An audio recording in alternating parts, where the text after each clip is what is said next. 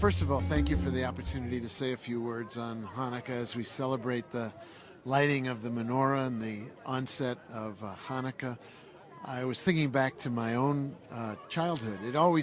Celebrations like this bring you back to your own childhood and our family and the celebrations of Hanukkah as a family. To see everyone out here tonight is also a miracle. It's a miracle of community. It's a miracle of faith. It's a miracle of people coming together after several very hard years, dealing with a pandemic that we're not honestly done with yet. We still have to be vigilant, mindful, concerned about each other's well-being. But I think no community has come through the trials of COVID like Santa Fe, because there is so much love and there is so much community. There is so much compassion and faith in our community. It's in the Jewish community, but it's in all of the faiths that are here together. And there are people here on the plaza celebrating Hanukkah who aren't Jewish, who don't understand perhaps the real history of what we are celebrating. Doesn't matter. They care about each other. They care about our community. They care about loving and respecting each other.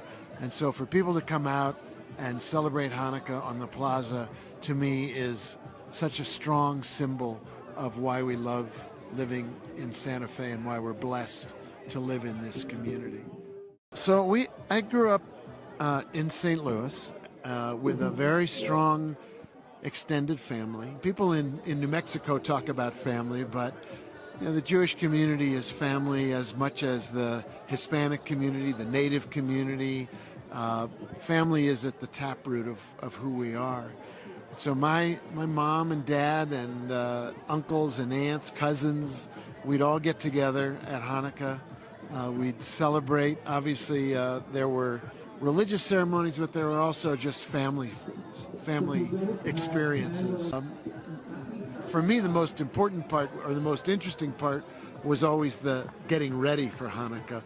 And I remember as a boy, at our synagogue, there was a newspaper that we got to put out if we went to Sunday school. We got to choose an extracurricular activity.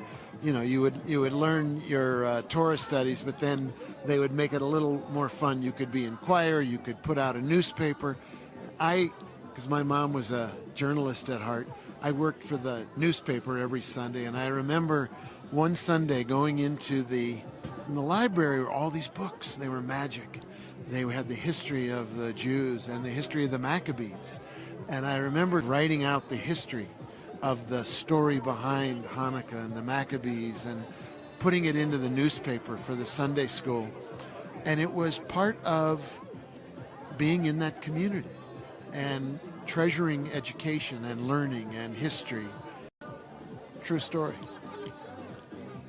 So you've been publishing much of your life? My mom went to the University of Missouri School of Journalism.